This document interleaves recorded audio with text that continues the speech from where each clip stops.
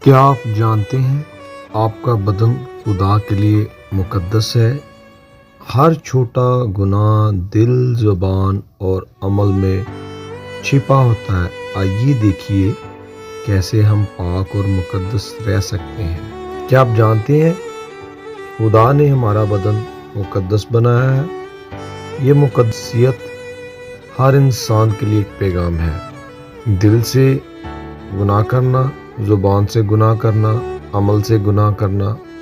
یاد رکھیں، جو ہم سوچتے ہیں یا چاہتے ہیں، اگر وہ برائی نہ بھی کرے تو وہ بھی گناہ ہے۔ خدا چاہتا ہے کہ ہم اپنے جسم اور روح کو پاک رکھیں تاکہ ہر عمل، ہر سوچ، ہر لفظ اس کے تقدس کے مطابق ہو۔ آئیے آج سے اپنا دل، زبان اور عمل کو خدا کی رضا کے مطابق سنواریں، کیونکہ جب ہم مقدس رہتے ہیں ہم نہ صرف خدا کے قریب ہوتے ہیں بلکہ اپنے آپ کو بھی امن اور سکون دیتے ہیں۔ یہی ہے خدا کی تعلیم، پاک، مقدس اور گناہ سے آزاد زندگی۔ خدا آپ سب کو برکت دے۔ آمین۔ God bless you.